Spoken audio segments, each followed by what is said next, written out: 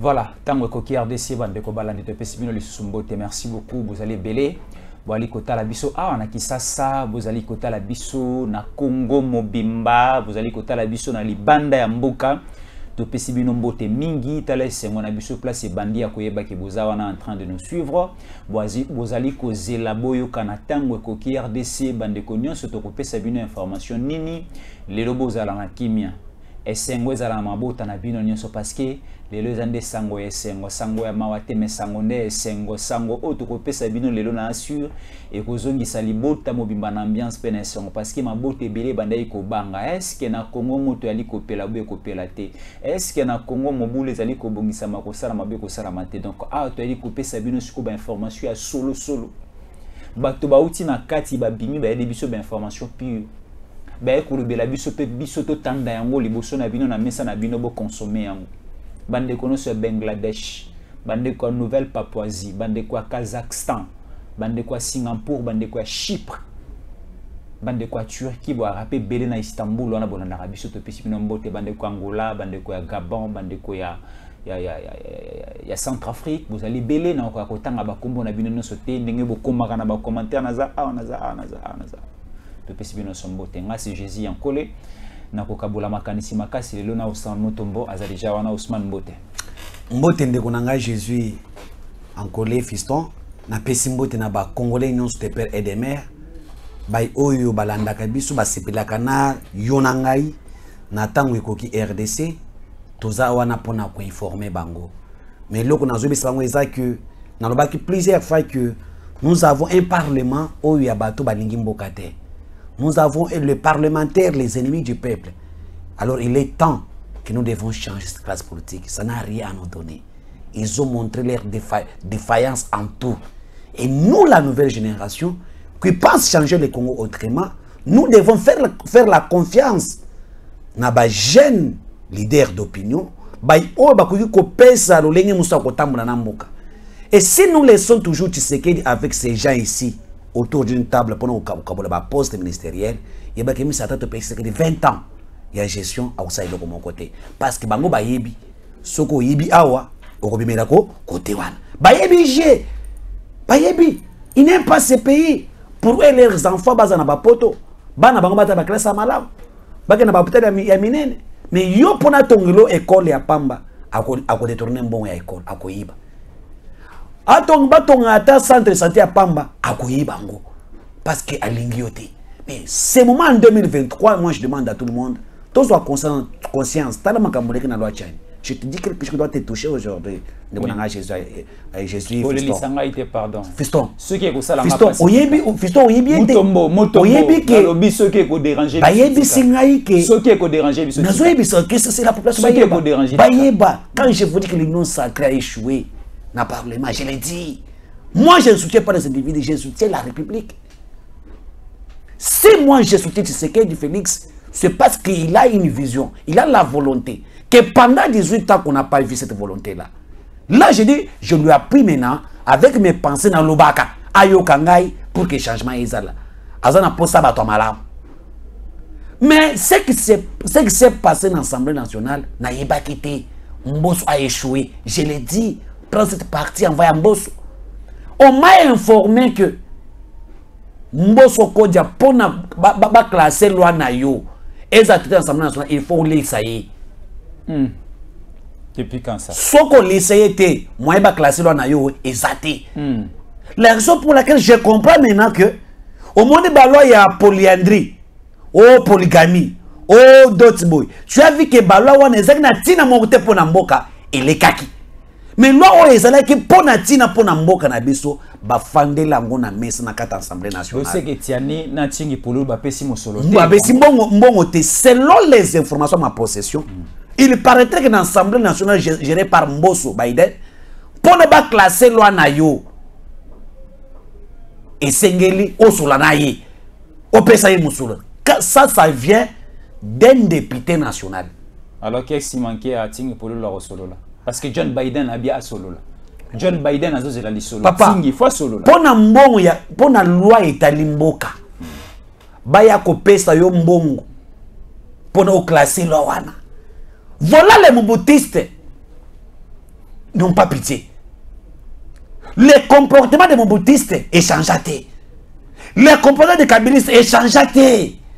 C'est là que je te dis, hein, cette classe politique mérite la pendaison politique, l'enterrement politique. Si on ne les fait pas, en 2020, après 2023, nous allons continuer toujours à avoir les mêmes choses. Je te dis, la classe politique mobutiste, la classe politique kabyliste, les gens qui ont géré avec Mobutu, ils ont géré avec Kabila, et ces gens-là ne peuvent pas gérer avec Tshisekedi.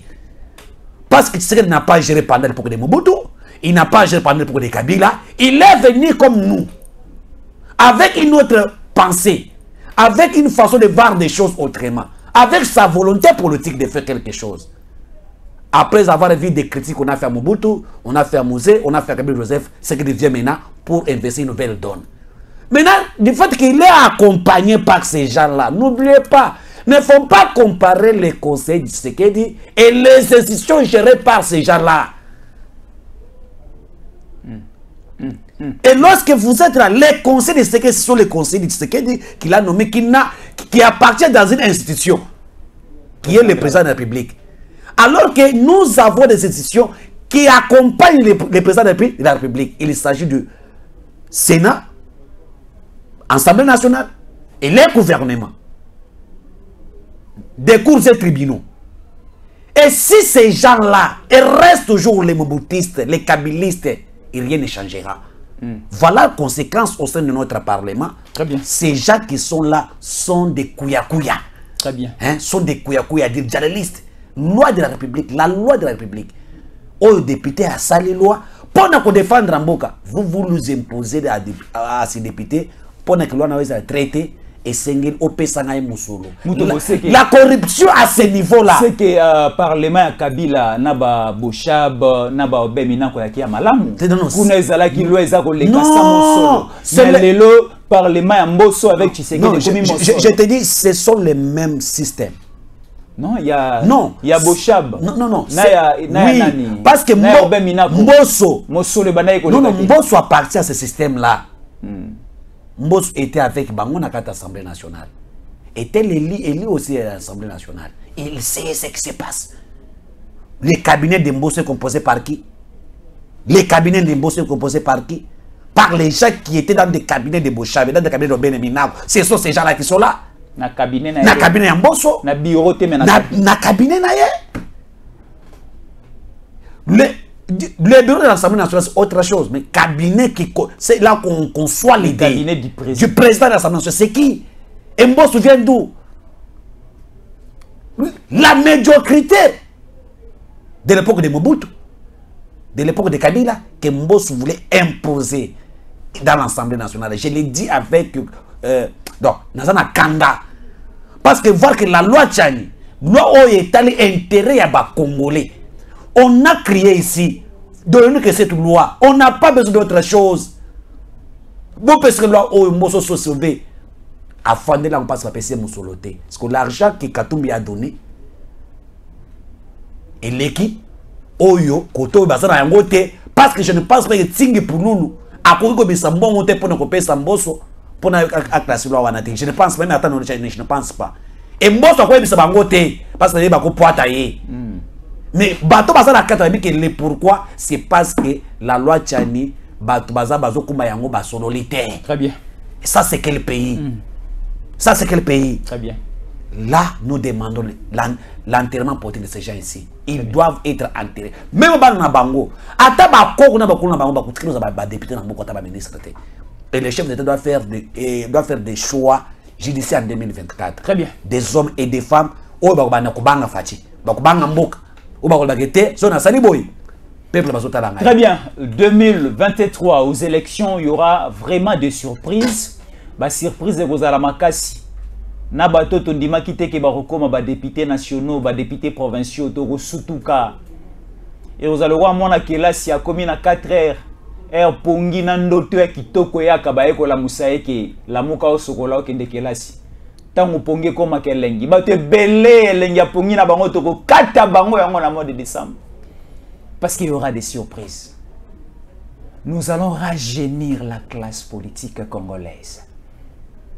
Na ba institution nyonso que ce soit au niveau de l'exécutif, au niveau des cours et tribunaux, au niveau du Parlement. Il faut essayer un peu, il y a qu'à rajeunir, il y a qu'à changer. Parce que trop c'est trop. Ma belle ya Congo bateki, bazamba ya Congo bateki, nyonso etali mboka bateki. On nous a enseigné lorsque j'étais en G1. On nous pose la question de savoir comment définissez-vous l'environnement.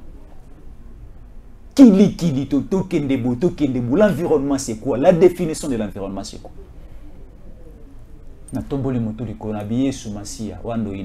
Souffle-moi quelque chose à l'oreille. L'environnement, c'est tout ce qui entoure l'homme. C'est ce que nous appelons l'environnement. C'est ça la définition simple. Ce qui entoure l'homme, c'est ce qui est appelé environnement. C'est ça ton environnement. Alors, lelo, ma belle école, ba teki yango, ce qui appartient à l'État, ba teki nenge balingi.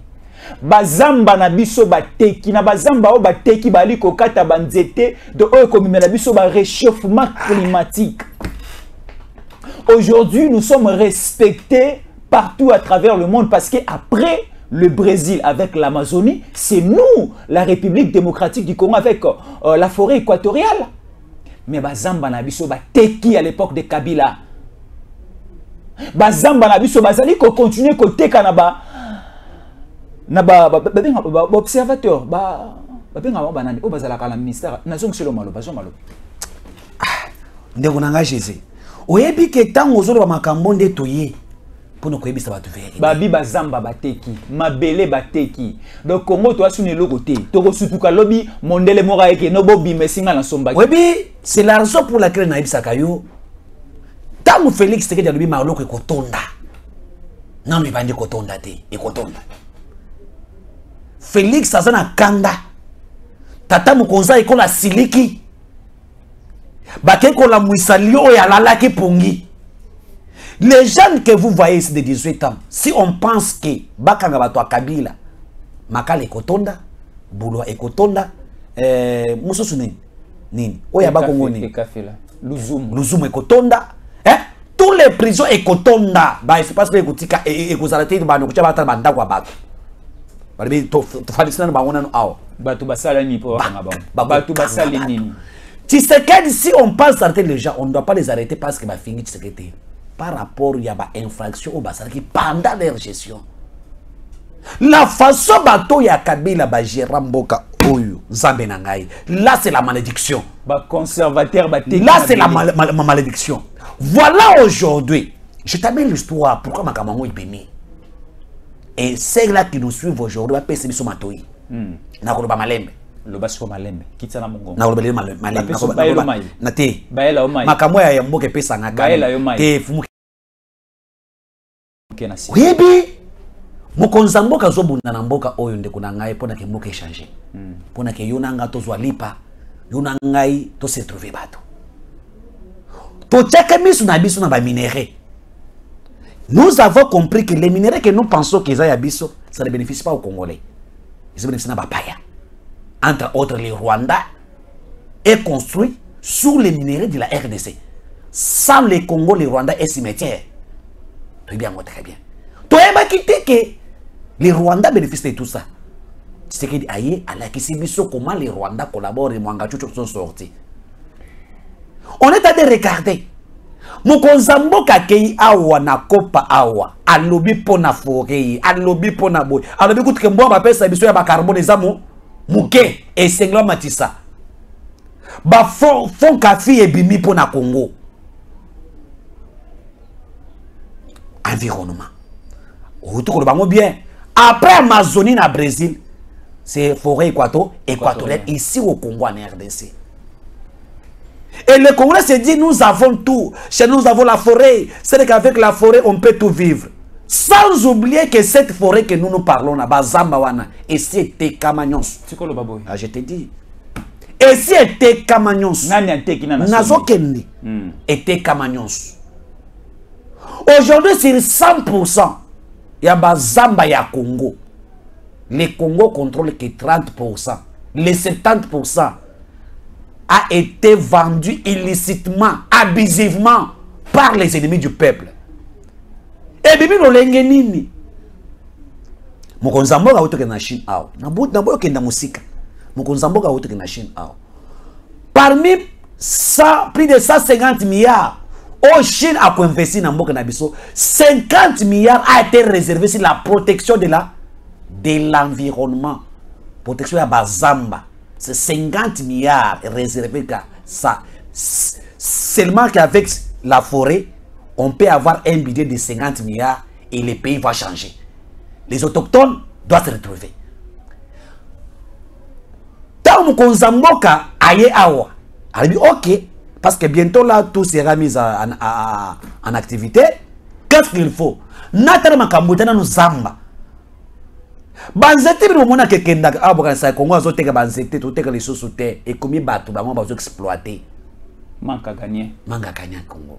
Mokonzamboka ti ba expert na niveau international et national sans que le ministre de l'environnement ayeba atindi bango na terrain ndeko na ngai ni nebimi kuna ça fait mal bakuti ke le Congo toza suna bazamba te otobete la tolwana te parce que bozo mbongo zama obeta la tolo za bino lisusu te mbongo bozo ndenge nini et comment ya banani nani apesi bango nani apesi yango pa ba paya et comment ba individu banani bateki zamba Claude Nyamukabu ancien ministre ya environnement sous matata sous matata sous Kabila na sous Kabila aussi et azalaki ministre na gouvernement Sam Anani ki non gouvernement oyo Ilungamba il était aussi ministre là-bas oui. Quand on a fait les enquêtes 1 680 hectares vendus illicitement par ce monsieur-là. Il a vendu ça aux Rwandais et aux Indiens. 1 680 quelques hectares bandeko yangai. Bateki zamba na biso na profit ya batwana. Le Congo n'a plus de forêt. Bamikanda imunanite tout dans les mafias. Tant que rapport one eye pa Mokonzamboka simbi mutu tseki de tomboki asiliki. Abengi maman Bazaïba a ébissé a PC rapport il y a gestion ba forêt nyonso na mboka ya Congo. On a, quand je te dis ici, on a interdit l'exploitation d'abord de toutes les entreprises on a ba investir na forêt na environnement ba pekisi bango ba continue enquête et vendredi il y aura des rapports qui doivent sortir. Mais quand on te dit là il y a à boire et à manger. Oh, de l'autre côté, les 50 milliards nous attendent. Or, de l'autre côté, on a déjà vendu ce que nous pensons que dans les 50 milliards. Ça, et les Congolais, ce qui perd, c'est la République qui perd. Qui sont les acheteurs majoritaires? Ce sont les Rwandais. Claude Nyamukabu a tekeli bande kunaye ba Rwandais ba forêt na biso tokinde wapi ya wana zomona lelo exode rural au se ya Kinshasa. C'est quoi muntu azaki na kasonga lunda za mwana pesa ke mwa neni mwa mbinzo akenda kuna azira mwa mayebu et quand on a vendu cette forêt et comme il y a individu moyen muntu na kota kona des choses ezate conséquence le kwa kolia ezate bisiko tabana kubetela banyama banyama bazali susute moyen koto ezate bakimi conséquence pas soana toke na Kinshasa ni mon Kinshasa plein voilà les ennemis du peuple bateki samba nyos forêt équatoriale bateki Claude Nyamukabu aza awa sous l'arrestation balubi moyen ki mambo kezate ici madame Eve Bazaïba a kola qui s'appelle que moi si a occupé ko gérer madame parce qu'il est temps de sauver la République. Il est temps de kolobela mboka na biso. Pas seulement que Jésus est encore à Loba, pas seulement Ousmane Mutombo, Stéphane Malamwange et Joël Kitenge, mais tout le monde doit travailler pour l'intérêt du Congo. Nous, on a dénoncé. Je l'avais dit un jour et j'ai des menaces. Je pensais que j'ai fait les démarches pour que Madame Bazaïba Yambanga. pour parler de la situation parce que na côté na bakasongolo ndakuna na tambola ki mwa mingi mais baboya ba aya manga pa bato na epona kokuta na ye comment basala nga boy cabinet na ye bon je dis je ne vais pas pour demander l'argent mais je vais pour avoir beaucoup des informations par rapport à ce que moi je vis et aujourd'hui une année après c'est que Ousmane Mouton voulait causer avec madame Bazaïba c'est des choses de l'État qui sort à Nakanda et Bazaïba a coupé sa rapport dans le conseil des ministres à vendredi. Il y a Makambo Itali. Alors, Ndeko Ousmane Mouton, environnement. Qui est responsable de la vente Nyonso Oyo? Est-ce que ça va conservateur au bazar sur terrain? Est-ce que ça va gouverneur de province? Est-ce que ça va administrateur de territoire? Est-ce que ça ministre au niveau provincial ou au niveau national, ministre environnement? Est-ce que ça premier ministre ou bien encore ça Kabila ou Azalaki? Président, il y a régime à 18 ans sur le cas, Yende a pesa qui fait vers Makambo de Salam. Et Salamaki Nengenin. Et aussi, le col ici était Kamaki. Est-ce que Ousmane Moutombo aurait rassuré les Congolais Balikota Labiso? Nous avons la facilité, il y a qu'à récupérer Mabélé Nabiso. Nous avons la facilité, il y a qu'à récupérer Banyama Nabiso. Nous avons la facilité, il y a qu'à récupérer Baforé Nabiso, Bisobe Nabiso, Banzete Nabiso. Parce que nous avons besoin de tout ça. Le lopo opema, respiration, mon pépé Malonga, il faut que nous soyons tout autour de toi. Ndekonanga Jésus en colère, et le régime ya Kabila était canyon sur Namboko. On a vendu tout. Il reste que les Congolais ne sont pas bango. Le régime de Kabila était canyon. Comment ça? Oui. Baye bazunyo nye na kata toilette na yo, ba ke ko salango produit ba ke ndoko ko boaka na bilanga bilanga ba ko no tekela batwana. Ça ce sont déjà des Kabila qui sont investis dans ça. Le régime de Kabila était canyon. Le Congo a été vendu. Quand les gens parlent aujourd'hui, quand les gens s'attaquent à Tshisekedi aujourd'hui, ils n'ont pas honte de parler à Tshisekedi. Si on se regarde dans les yeux comme ça, qu'on se dise de la vérité, même Kabila où il est, il doit être... Donc, naïbité. Naïbité, c'est ce que je peux dire. Nabi Kimba Mwabona, le boyou n'a pas eu. Bazana Mawate. Bateka nyonsu, minere bateka. Nazo pesa information moko yeba. Muntu moko bakei ba investir na mboka awana na kwangu awa. Quelque part na tribio moko boiza na tembo, je cite ce nom na tembo.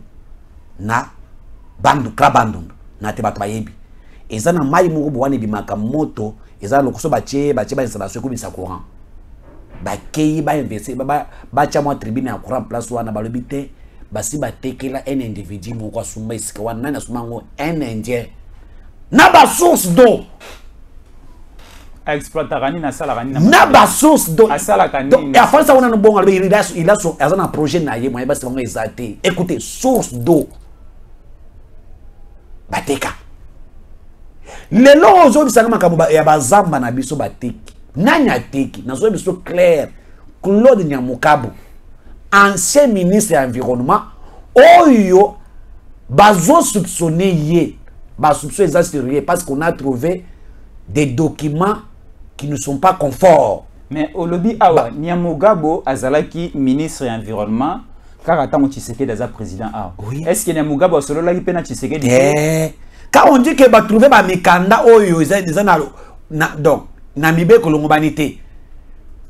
Quand on vous dit qu'on a vendu ça illicitement, c'est-à-dire que l'État est bien qu'en côté, individu à savoir sans le consentement de l'État, sans respecter les procédures.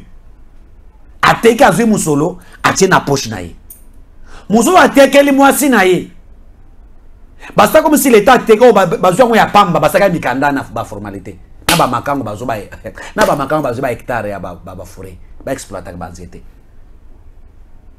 L'État est bien goûté. Et quand Bassali contre Batali, ce qui est connu par l'État et ce qui n'est pas connu par l'État, je vous dis, 1 600 quelques hectares, Yabafouré Nabiso vendu illicitement sans que l'État soit au courant par Batouane et Kabila. Babanda qui déjà, il n'y a pas de na kopouanas. Aoumele qui wana makasi.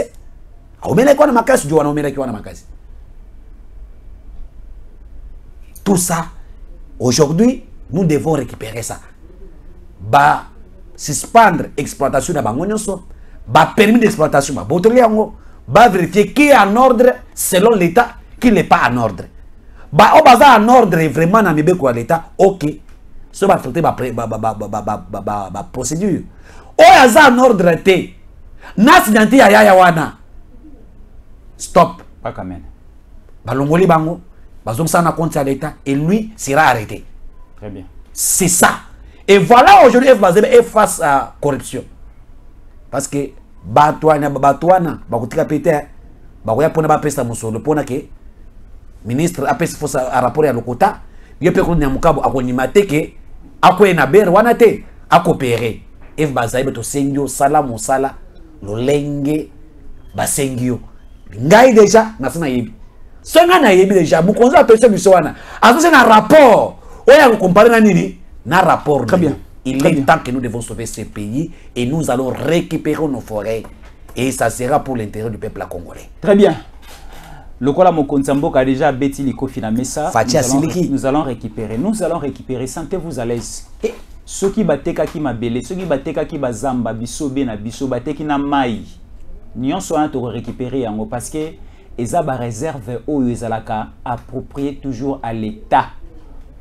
Moto individuel koya côté KT sans l'autorisation de l'État. Ce qui peut osali ko représenter l'État. O teki yango na mafia, o pesi na makango, o pesi soki na nani. L'État mususu koya sima ya bokonji na yo bako boto la tokoboto la yango. Ezaka te bino bodondo akana biloko ya mboka o. Ezaka bino te bo sepela na biloko ya mboka o. Biloko ya mboka o eza ya biso nyonso. Eza ya ngai, eza ya Congolais nyonso ali kotala biso boni biloko mboka o ekomi kaka ya famille moko boye. Ya lisanga ya batu moko boye. Biso toza sous na droit ya ba cuivre ya diamant ya ba zamba ya ba mai na biso te ya biso be na biso te. Pona nini boye? Nani aye na molimo ya boye? Nani aye na molimo ya boye na Congo oyo? Nani aye na molimo ya bokaboli boye? Nani aye na molimo ya goigoi na kati ya mboka na biso? Totikala kokola na molimo ya boye te. Kimpamfite tanga yaki na sama bele o tango Simon Kimbango azalaki awa tango bampaka nyonso ya ekolo na biso bancetre na biso bazalaki ya molimo goigo ya boye ezalaki te kaka yo nde omela kaka yo nde olia kaka yo nde olata kaka yo nde ozala nango bandeko baza jinga no bazala nango te tala buzoba o ekotiti na kati betonga pasteur ye moko ali kotambola na mituka pasteur ye moko ali kokine ba poto ali komata ba pepo pasteur ye moko mwasi na yana bana bazala mikili ya poto me ba oba ali kosunga ye po église telema alingi babonga te alingi pe batambola na mituka te alingi pe balata ba costume malonga te goi o euti ne na politique de ekoti lisusu na kati matonga na biso te. Il faut te télémer milimo avec Madame Adèle Kainda. Te télémer la milimo ma bondelia makasi. C'est très important. Ousmane Mutombo, on vient de parler de l'environnement. Au Kingan a glissé. Moi, maloba Madame Adèle a fait tout bondela. Mais sikoyo et loko et salinga et moi diki na moni lobi katombi. Accompagné na cardinal Ambongo. Batongeli bisonda kwa ya tempero ya Nzamba sika. Bakeko inaugurango. Ba dédié Katumbi a tongi tempelo a bengi ambongo a pamboli tempelo a dédié ngo pe ankolo po bato ba koyanga na wana mikolo nyonso ba sambela pombo kana biso telema ekende liboso na assure oyamba ki message wana ndenge ndeko nanga Jésus na ibisa ko plusieurs fois nous félicitons la grande dame maman Adèle Kainda Maina na musala zana kata ko sala au-delà de tout nous sommes des chrétiens, essayez de comprendre l'ensemble. Elle est en train de nous montrer une autre chose pour dire au-delà de nos responsabilités politiques, c'est que les gens pensent que les politiciens mais lui, elle nous montre le contraire. Mais je pense que à ce modèle, il y a besoin de la politique, il y a Kolanda. Il y a politique non pas ensemble parce que c'est Dieu qui donne, c'est Dieu qui investit quelqu'un. C'est que là, c'est par la volonté de Dieu, pas la volonté des individus. Si tu es pour la volonté de Dieu, même si tu n'as pas l'argent de faire la campagne, Dieu doit bouger des cœurs des gens pour te voter. Chadar avait 92 millions de dollars américains. J'ai des révélations on a 92 millions de dollars américains qui a été destiné à louer la campagne à Chadar. 92 millions. Beaucoup d'argent. Pour campagne Chadar Yemoko. Quels sont les résultats? Troisième. Mais tu sais que Félix avait moins de 3 millions. moins de 3 millions, il a gagné les élections. Ça, c'est Dieu. Ça, c'est Dieu. Et quand on prie pour lui et pour la République, c'est une dame à féliciter. Tant que vous avez Katumbi, nazo mona bassesse ya mbongo. Cardinal Ambongo zola kisa monde entier. C'est que bisto bano koloba ah. Oh Ousmane no sataka kana mbongo. Je vous dis les combo il andaka pe. Combo il andaka. Combo nini? Ambongo. Mbongo ça na kati wa. Tu vois combo il andaka.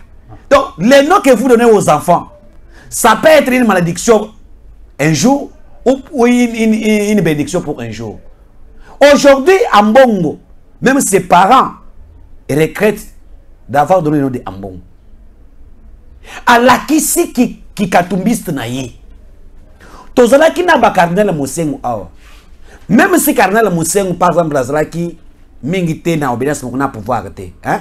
As-tu déjà vu cardinal Mosengo na papa était un Tshisekedi boy? Je peux me montrer 2 ou 3 vidéos que papa cardinal Mosengo na Tshisekedi wa Mulumba. Collé serré. Jamais. Jamais. Mais ici, nous sommes en face d'un cardinal communicateur, d'un parti politique, d'un candidat président de la République qui est Moïse Katumbi. Basali, église, il y a 53 personnes. Église, il y a 53 personnes de Bango Basali Kuna. Il y a 53 personnes. Et ça qui Moukolo, Ambon Akenda Kuna, Bacha Pierre. Et pas Katumbi, na mwasinaye, batonga na Kashobwe, église, il y a ba catholique. Il y a combien de personnes? 53 personnes. Quand on a construit ça ici, c'est makelele était. Basali bango basali makelele. Ambon batne jet privé. 2000 km til Bumbashi. À quel sens 2000 km pour aller inaugurer une église de 53 personnes. Nana Tindi Katumbi. Mais qu'est-ce qui empêche que évêque Monseigneur Mouteba, qui est évêque ou bien Monseigneur Yampanziwana, a qu'un de inaugurer moi église wana. Ceux qui se quedent inaugurer moi kaka moi se passe oyo. Ndé se quedent pour la Kateriba. Se quedent na Katumbi. Se quedent na Mbongo bazandenge. Ndé na Kateriba. Mais ici, c'est un cardinal qui se déplace vers Kashobwe pour inaugurer une église de 53 places construite par Katumbi. Pourquoi? Et pourquoi accueillir? Accueillir parce qu'il dit que Tauba Sala qui inauguration à l'église. Pas bien cette église ou à mon sala gagné. Et bien du fait que Moutoto Nyango Aza, ce qui est milliardaire, criminel économique, il y a des ressources naturelles à Congo. Alors que Kuna Moussolebele Osani, Ekobima, moyen que la Monsienne Baké Nekuna, et Zate Bakozo Moussolo, Namokuna ya, Mbongo, le Koso. A Komikuna, a inauguré ma PC enveloppe. Il y a Kopambo l'église wana. Na yoki mutu mwa ibisinga ya taka ozalibia ya lubi o eza ya inde na pambo l'église mais oyo ya ndenge na lobelaka yo ezate Katumbi atalabi oui abi on patie ko makuta ba PC les sous c'est qu'il est payé pour na musala salaka ya communication et regardez en sultan rouge bato ba yebi bien makama ba cardinala boy bisabiso quand est-ce qu'un cardinal porte un sultan rouge? Ils ont un symbole. Ils ont une signification. Quand est-ce qu'un cardinal porte un sultan rouge? Ngana nana peste bino. Et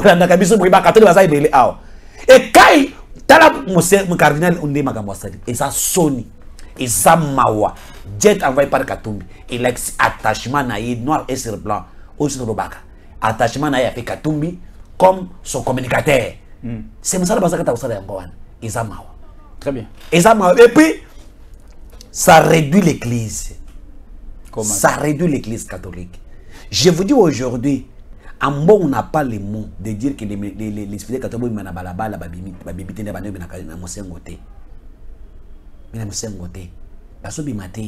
ils ont compris qu'il accompagne le mal. Les gens que Mosengo a attaqué hier, les gens que nous avons de leur mégestion, c'est aujourd'hui que ce sont ces gens-là, à cause de l'argent, des amis intime ya Ambongo pona mbongo tokosuka wapi. Très bien. Ousmane Mutombo, pour essayer un peu de mettre encore une petite précision par rapport à ce que Mutombo a dit. Donc hier, il y avait une grande manifestation au niveau de Kachobwe. Au Katumbi, Abimisaki Mosolonaye à poche privée à Tongi, église moko ya catholico na niveau ya Kachobwe. Alors pour nako banda ko sambela na kati et singaki ambongo aya asali prière na ba fouti vers la fin. Ba fouti. Mais l'église compte seulement 54 personnes.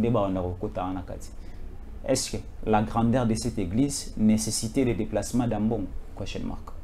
Faisons les choses selon étape, selon un peu d'exigence. Il y a des trucs au niveau de l'église catholique, il faut abbé kiré à s'occuper.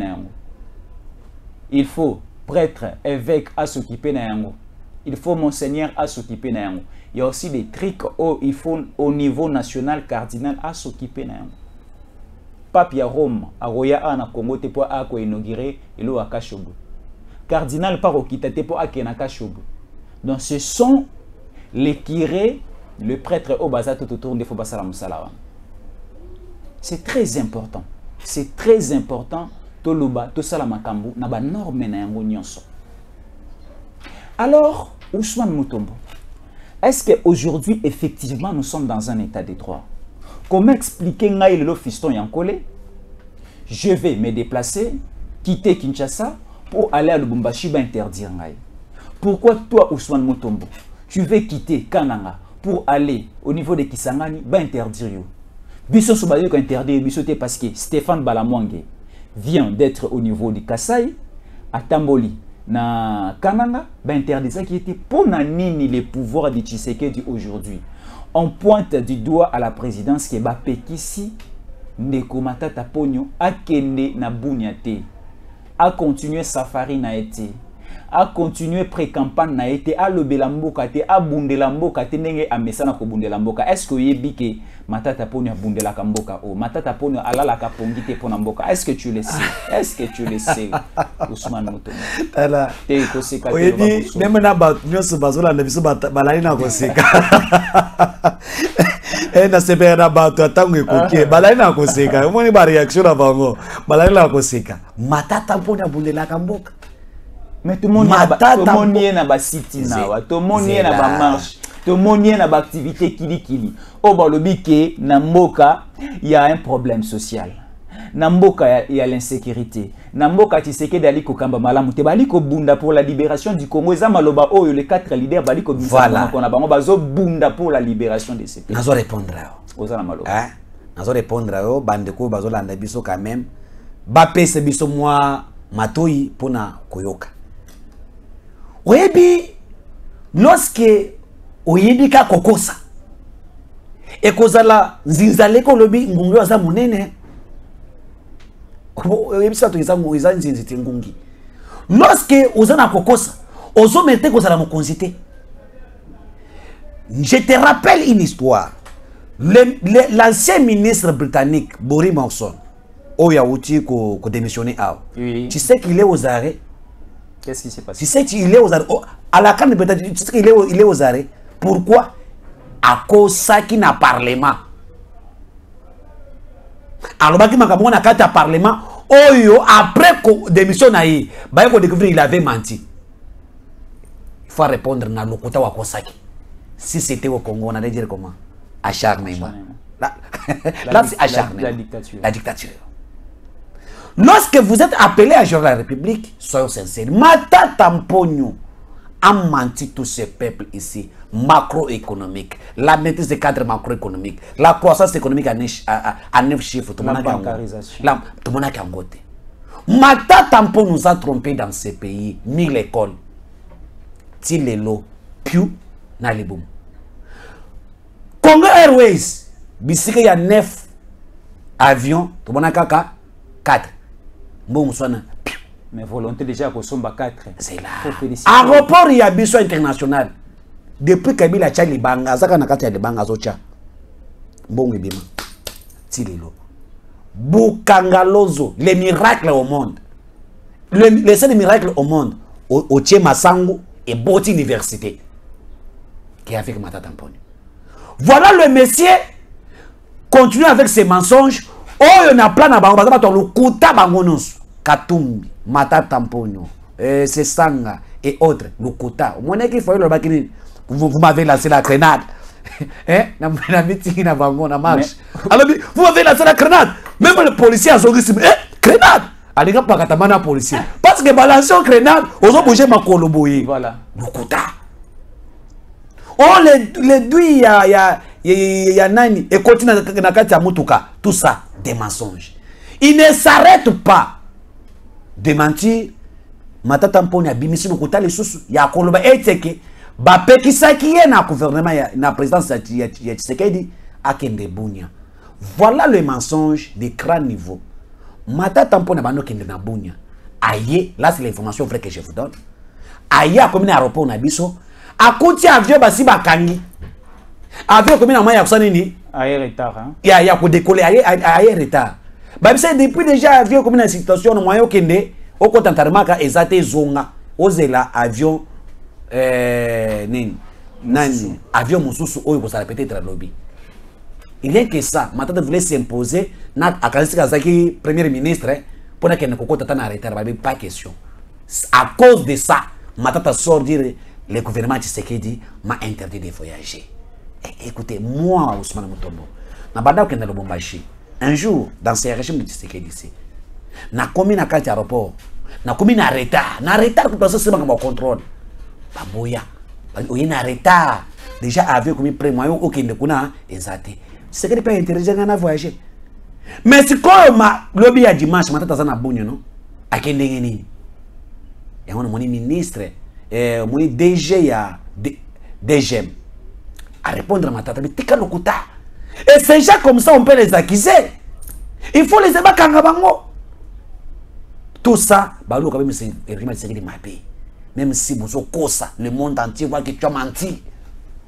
Blobi a zaki na boni, aki na avion ni, azana mboka ni. Toloba te. Aujourd'hui, Matata Mponyo a peur. Il a peur. Abimisi sus o, ba ti lukwe ba sali complot, c'est soyez ici là, pour ne pas kulungulanga imilité na kati ya bureau ya Sénat pour na samba. Écoutez, ceux qui osent candidat président de la République pour na batu ba peso confiance ba continuer qui était au yibi au sala ndeni au kolingo ke na justice ko prouver innocence na yo soko za innocent batiki yo otombo mi lisusu. Mais comment nous avons un voleur qui ne veut pas la justice? Celui qui a peur de la justice n'est que celui qui est coupable. Ndena faina ngabo ba akize ngai na ke nokoloba ke na zonga na sima parce que ba akize ngai non. Matata Mponyo a menti toute la population congolaise. Il doit retourner ici pour demander pardon. Il ne mérite pas. Et ce qui a innocent ya solo, avec les bosso ya justice, donc à son justice, abasambi ça y est, et puis bala a se laver à kende. Mais comment quelqu'un qui est là, oh bakosenga bukanga lonzo, oh bakosenga makambo na boname, mais affronter la justice, qu'est-ce qui empêche Matata Mponyo aujourd'hui d'affronter la justice pour que la justice ait la veillée? Très bien. Très bien, Ousmane Mutombo. Mais il faut arrêter ces gens-là parce que les gens de Matata ne sont pas les gens à laisser dans la République. Très bien. Très bien. Mais un voleur d'hier vient être aujourd'hui un bon exemple à suivre. Quelle est la différence entre un Koulouna et Matata Mponyo? Très bien. Là, c'est un colonne économique. Très bien. Voilà. Nous sommes arrivés à la fin de cette émission. Merci beaucoup. L'opposition n'est pas considérée. L'opposition n'est pas une ambassade pour sécuriser ou encore pour garder les tueurs d'hier, le brigand économique d'hier. Non, l'opposition n'est pas une ambassade pour vous protéger.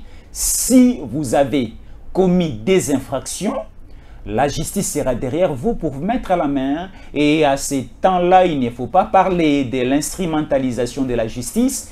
Il ne faut pas aussi parler que la présidence, l'exécutif est derrière toutes ces décisions de la justice. Merci Nabande Koutou Balandibiso à l'extérieur du pays.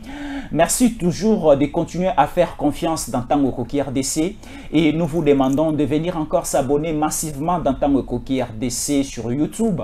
Merci beaucoup aussi de visiter notre site internet www.tangoekoki.net et aussi aller s'abonner et visiter notre compte Twitter. C'est écrit Stéphane Bali Balamwange. Là, vous allez encore trouver plusieurs informations sur Twitter. Et aussi, nous vous demandons de nous rester fidèles parce que dans Tango Koki RDC, les informations continuent. Nous sommes là, nous sommes arrivés à la fin, mais dans quelques heures, vous allez encore voir l'intervention du journaliste que nous appelons l'éditorialiste, le soldat du peuple, le chargé de la mobilisation numérique et aussi de la communication, de la défense du pays numériquement. Il s'appelle Stéphane Balamwange. Il sera ensemble avec Joël Kitenge. Vous allez encore recevoir de plus amples précisions par rapport aux actualités de l'heure en République démocratique du Congo. Moi, c'était Jésus Nkole. J'étais ensemble avec qui? Ousmane Mutombo, l'arbitre du peuple. Merci beaucoup. On vous retrouve dans les tout prochaines éditions d'informations.